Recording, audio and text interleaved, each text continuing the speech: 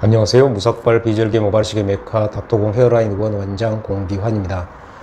오늘 말씀드릴 내용은 물론 기존에 제가 여러 번 말씀드렸습니다만은 저희 닥터공 헤어라인 의원이 글로벌하게 자부심을 갖고 있는 스피드 무삭발 비절개에 대해서 간략하게 말씀드리겠습니다. 저희 스피드 무삭발 비절개가 저는 개인적으로 제가 국내 병원을 쭉 훑어본 바로는 무삭발 비절개 모발이식에서는 저희 닥터공 헤어라인 의원의 스피드 무삭발 비절개가 세계 1위 아닌가라는 조심스러운 예측을 해봅니다.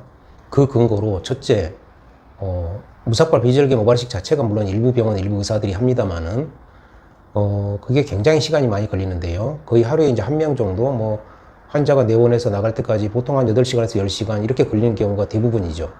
근데 저희 같은 경우는 3시간에서 4시간이면 종결이 됩니다. 그래서 항상 저희는 이제 오전, 오후로 무삭발 비절개를 2번씩 하는 물론 성수기 때 얘기입니다. 2번씩 할 수 있습니다. 그런 속도가 빠르다는 거는 그냥 의사가 막 마음이 급해서 열심히 한다고 속도가 빨라지는 건 아니고요. 여러 가지 요소들이 복합돼야 되는데, 예를 들자면 이제 모낭 절단율이라는 게 있는데, 그게 영어로 얘기하면 트랜섹션 레이트 이렇게 얘기합니다. 줄여서 이제 TR이라고 주로 하는데요. 이게 이제 우리가 소위 펀칭이란 과정을 통해서 모낭 단위를 우리가 채취하게 되는데, 벌브까지 잘 나와야 되는데 벌브까지 안 나오고 중간에 잘리는 경우죠. 그렇게 잘리게 되면 그건 심어봤자 아무런 의미가 없어서요. 의미 없는 털이 되겠습니다. 소위 정확히 벌브까지 잘 나오는 그런 게 이제 돼야 되는 건데, 중간에 그렇게 TR이 높아가지고 소위 이제 로스가 많이 생겨버리면 결국은 펀칭 수만 잠깐 늘어나고 수술 시간도 물론 길어지게 되죠. 저희 닥터공 헤어라인 의원 같은 경우는 모낭 절단율이 1% 많으면 2% 이내, 거의 없다 이렇게 봐도 무방할 정도로 우리가 트랜섹션 레이트 그 TR이라는 것 자체가 정말로 적습니다. 그러다 보니까 펀칭 수도 적어지고요. 펀칭 수 자체를 적게 하면서도 우리가 원하는 모발수는 충분히 채취할 수 있는 그런 상태가 되는 거죠. 그래서 무삭발 비절개를 빠르게 하는 것 중에 한 요소인데, 이제 그런 부분에 대해서 잠깐 예를 들어서 말씀드렸고요. 두 번째는 이제 결과인데, 결과란 의미는 결국은 이제 이식모의 그 생존율, 흔히 이제 생착률이라고 하지 않습니까? 그 생착률이 어떠냐 이런 부분인데, 요것도 이제 우리가 무삭발 비절개를 간신히 하는 수준, 흔히 우리가 광고를 보면 우리는 후두부를 삭발하지 않고 모발을 채취합니다. 그런 거를 광고하는 경우를 가끔 보는데요. 저희 닥터공 헤어라인 의원 입장에서 보면 사실 이제 그런 거를 저희는 광고한 적이 거의 없고, 어찌 보면 거의 걸음마 수준의 내용 아닌가 이렇게 생각이 되고요. 생착률을 올리기 위해서는 몇 가지 또 노하우가 필요합니다. 우리가 가까스로 무삭발 비절개를 할 수 있는 수준, 그런 수준 가지고는 결과가 그야말로 들쭉날쭉하게 되죠. 그래서 이런 생착률에 있어서 굉장히 높다. 다시 말해서 절개법이나 이런 거와 차이가 없다. 그런 부분이 또 저희 닥터공 헤어라인 의원이 내세울 수 있는 부분이고요. 그럼 케이스는 어떤가? 그러니까 무삭발 비절개 케이스, 그 숫자, 그거는 사실 이제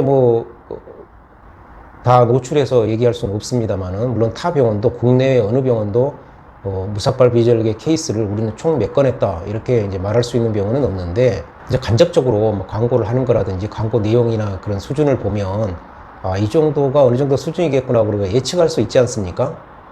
그런 거를 보면 여기는 아직 좀 초보 같다. 무삭발 비절개 모발이식을 하긴 하는데 제가 봐서는 아직 초보 같다 이런 느낌도 있고, 그래서 이제 예측을 해보건데 그 케이스 자체가 저희 닥터공 헤어라인 의원이 가장 많은지는 모르겠는데, 하여튼 개인적으로 저희 닥터공 헤어라인 의원의 무삭발 비절개 케이스가 그동안 한 수천 케이스가 되니까요. 분명한 건 1인당 의사로 봤을 때 그 케이스는 거의 국내 병원을 막론하고 1위가 아닌가 하고 조심스럽게 예측을 해봅니다. 개인적으로 제가 이제 모발이식 학회라든지 이런 데를 보면 사실 이제 무삭발 비절개 모발이식에 대한 내용들을 가끔 발표하시는 분들이 있는데, 이제 저희 닥터공 헤어라인 의원 입장에서는 큰 도움이 되지 않는 그런 내용들이고요. 기존에도 제가 몇 번 말씀드렸습니다만 사실 무삭발 비절개를 능숙하게 잘 할 수 있다면 삭발 비절개 같은 건 큰 의미가 없는, 하지 않아도 되는 그런 비절개인데, 그렇다고 저희 닥터공 헤어라인 의원이 삭발 비절개를 안 하는 건 아닙니다.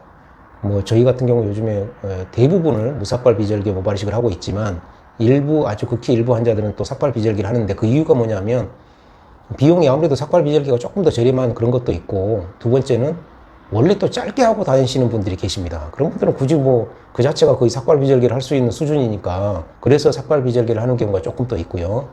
그래서 퍼센테이지를 몇 프로 이렇게 말씀드리긴 어려운데 일부 환자들은 또 삭발비절개를 하고는 있습니다. 그렇지만 기본적으로 무삭발비절개 모발이식을 잘 할 수 있다면 삭발비절개 같은 경우는 거의 사라져야 되는 그런 프로시저가 아닌가 그런 생각이 듭니다.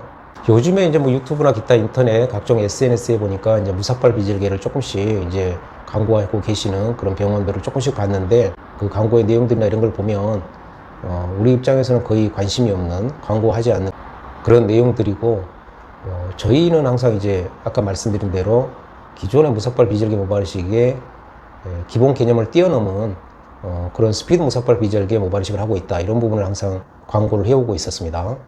그래서 제가 요즘에도 이제 국내적으로 뭐 병원들 쭉 이렇게 훑어보고 하니까 순수하게 이제 무삭발 비절개를 하는 병원 자체가 물론 드물고 그걸 하더라도 그 내용이나 그 수준이 이렇게 간접적으로 이제 느껴봤을 때 직접 가서 물어볼 수는 없으니까요. 간접적으로 이렇게 이제 봤을 때 저희 닥터공 헤어라인 의원의 무삭발 비절개 모발이식을 넘어서는 그런 경우를 제가 봐서는 없었습니다. 그래서 제가 곰곰이 아무리 생각을 해봐도 무삭발 비절개 모발이식 분야는 저희 닥터공 헤어라인 의원이 세계 1위 아닌가라는 조심스러운 그런 예측을 해봅니다. 감사합니다.